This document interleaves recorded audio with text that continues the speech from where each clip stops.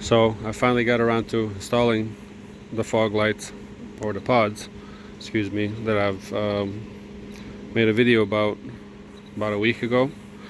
So just to recap, I put the spot beams on the A-pillar mounts, and then on the grill guard I put the driving beams right in front of my grill, and then the fog beams a little bit lower than that. So I've already aimed all these, and the fog pods are pretty tilted to the outside, and you'll see in the video when I show you what it actually looks like at night on the road. You'll see why I went this wide. And I've driven with them for now 3 nights, and they perform really well. So yeah, stay tuned for the next upcoming clip to see how they look at night. But all in all, I think they look great on the truck, and they fit well on this grill guard. Almost makes it look a little bit concealed, doesn't stand out. These pod mounts actually end up working out really well. They are really sturdy. They have a tightening bolt on the top and the bottom, and that way I can recess it backwards. Same thing on this one.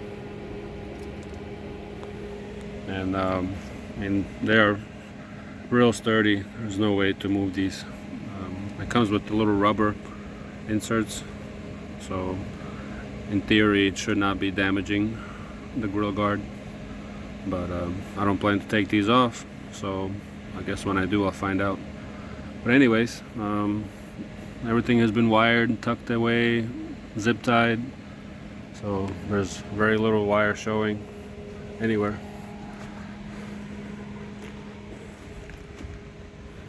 And they look great. They look really cool. I really like them. But anyway, stay tuned for the night shots. So this is a follow-up video from the first one. I put the link in the description from where I was demonstrating the different fog lights or pod lights that I bought, and I was showing the beam patterns in the garage. So what I've settled on putting onto my truck is all the Diode Dynamics items I bought, which is the SS3 Sport Fog beam, driving beam, as well as a spot beam. So I've installed them. I put the spot beams on the A-pillar mounts, and then the fog lights I ended up putting on the bottom bars of the grill guard, and the driving beam I put right in front of my grill. So I've aimed them the way I want it and the way I need it, and I have also driven with them for a few nights now, just so that I can get an idea of how they work. So here I am on a typical dark back road, which I drive on a lot. And as you can see, this is just my standard low beam. Just for clarification, I do have the Diode Dynamics SL1 low beam LED bulb, and for the high beams I have the SV4s. The Diode Dynamics low beam is very good. It's definitely a big improvement over halogen. And if anybody knows anything about lighting or is interested in this kind of stuff, not every LED bulb is created the same. So these were pretty much made to OEM spec. These do not go up in the trees, and they illuminate very well by themselves. However, as you can see, where I'm driving there's no street lights for miles, sometimes hours at a time. So I really do need more light. So they were on a stretch of road where there's hardly any traffic, so I can demonstrate what it looks like in real life. this is a pretty long straightaway with mostly trees around it, and when there's not any oncoming traffic, I'm gonna demonstrate these pods that I installed. So we're coming up on a pretty long straightaway after this oncoming car passes us, at which point I will first start out with the fog lights. So as you can see right now, it's completely dark on the sides, left and right. I don't see much of anything of the ditches or the tree lines. So I've aimed these fog lights pretty wide. There's no overlap whatsoever on any of these beams. I don't want the light to be centered on the road. I want them to be spread out. So this is a long straightaway. So I'll just show you what the fog lights look like, and you'll notice the difference immediately. I mean, off and on. And I'm going to pan over just so you can see. Now you can see how wide this beam really can go. It's harder to see on this right side because it's literally going down, but there it is. So on a freeway, I can see on the left side, I can see pretty much over the median and into the oncoming lanes from a fog light perspective. So just with the fog lights themselves, it gives me so much more visibility. So after this truck passes us by, I'm going to turn on the driving beam, and I'm going to keep the fog lights on.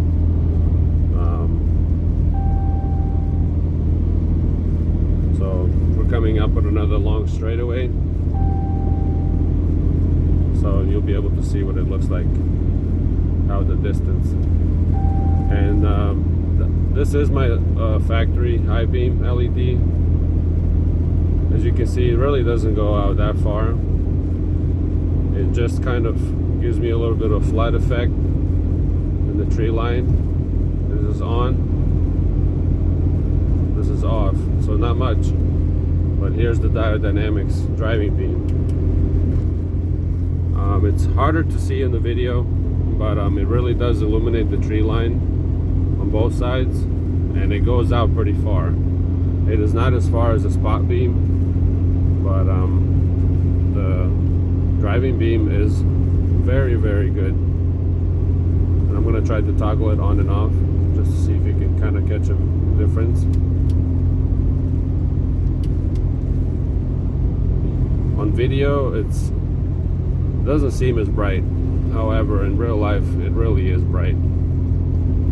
And I also have a 70% window tint on the windshield, so some of these lighting outputs may be slightly dimmed, as opposed to me holding the camera outside of the windows. But just due to wind noise, I don't want to record from the exterior.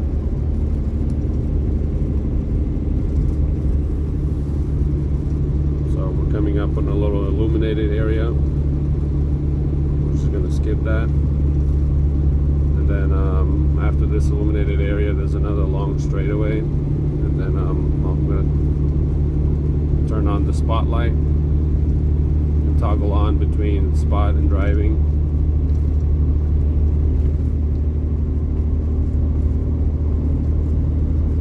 But I'm really amazed at this fog light, though. Just while we're driving through this little lit area, the fog beam is just crazy wide. I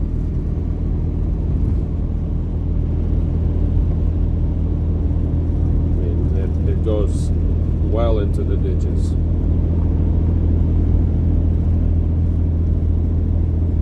And just the fog beam, when you make dark turns in the dark, it's a day and night difference, literally, because I can actually see through my side window where I'm going, and I don't have to guess where I'm turning. So after these cars pass, it's going to be a pretty long straight, and I'll toggle on between the driving beam as well as the spot beam. Okay, so here's the driving beam again. Again, on video it's hard to tell. I'm looking at my screen right now and I can see that it doesn't show like it's lighting up, but it could just be due to the lens not being able to pick it up. So this is off, this is on. It definitely goes out much farther than what I can capture on the video. So I'm going to keep the driving beam on, and I'm going to turn on the spot beam, which is here in the A-pillar. So another long straightaway, and this is the spotlight. I mean, the spotlight really goes out far.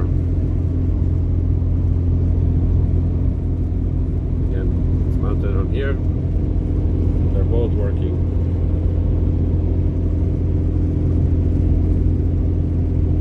Here's a long, long dip.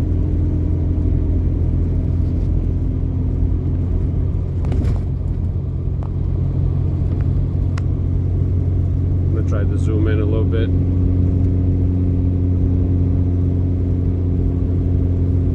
There's another dip on the other side, this little hill.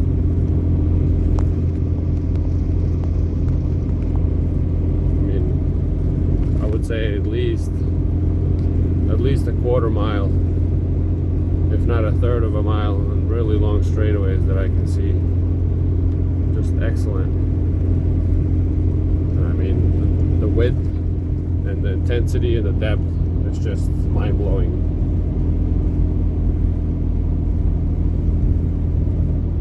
So we're coming up on a illuminated area again, so I'm gonna wrap this video up. Overall, the sport line of the SS3s, in my opinion, is very good. Yes, the Pro and the Max line would definitely be more intense and probably shoot the light out farther, but due to price and my level of acceptance, the Sport is sufficient enough for me, for my purposes. The Sports do run cooler and they draw less power. And just over the last few nights of driving, I have not seen any negative impact on the voltage of my battery. So I'm happy with the Sport line, just because I can keep them on for a long period of time if I need to. So if you're looking for some very good, economical, and very effective lighting options, I do recommend the SS3s from Diode Dynamics. Sport strength or sport versions. Check them out. If you have any questions or want me to explain anything further, just leave a comment, and I will do my best to see if I can answer your questions. I'm coming up on a railroad crossing here, so I'm gonna try the driving beam again. I mean, here you can kind of see better because there's some reflective tape on these arms. And there's a traffic light down the road, so you can see how the railroad tracks get illuminated here, particularly the trees around it. It's probably better when I slow down so that the light can actually shine. But here you can tell the driving beam, and this is the spot beam by itself. I mean, the spot beam is just insanely bright, and this is all three together: fog light, driving light, and spotlight. Here's another kind of stretch of dark straights, and I'm gonna just leave these beams on just so that you can kind of see how nice it is to drive with them. So this is just the fog light and the low beam, and now I'm going to turn on the driving beam and the spot beam.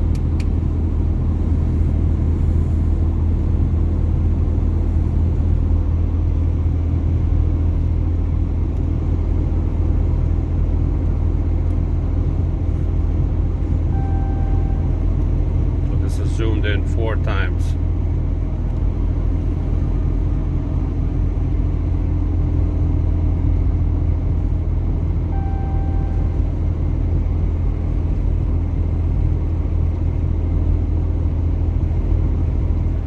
Again, it is nighttime. The lens is not picking it up like the eye does. There's an oncoming truck.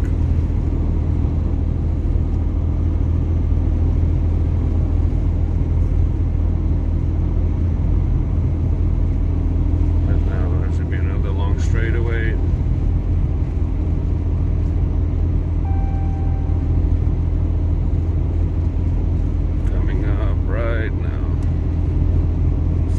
Driving beam,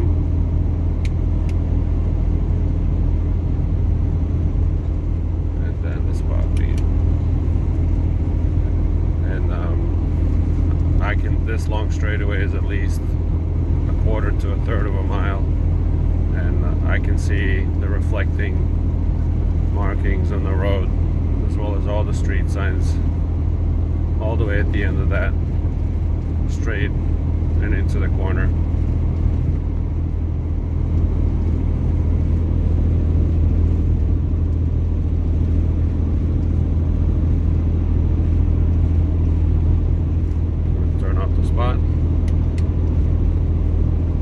And even with just the driving beam on, I think you can get away without the spot. But since there's so many long straightaways where I drive, I can actually have some additional use from the spotlight. The driving light really does go far and wide. So if you're just looking for one set of lights for distance and don't want to triple up or double up, the driving beam is amazing, but the spot beam is just wow.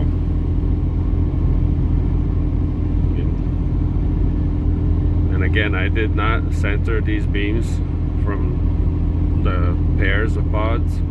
I spread them out so that way I can get maximum width. It would be a little bit more intense if I had actually pointed them in the same directions, but this is the way I like it, and that's exactly what I need. So hope you like it.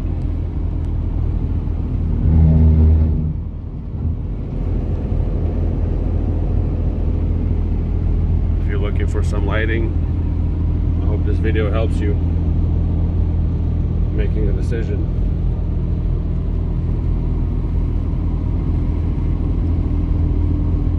Gonna drive maybe another 30 seconds just so you can see how it looks at night.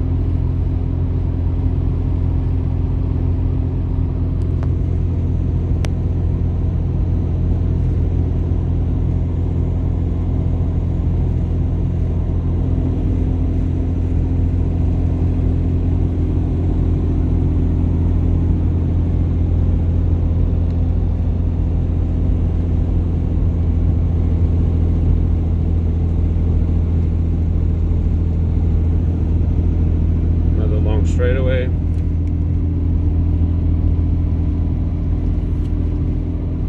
Way down there. You can see clearly.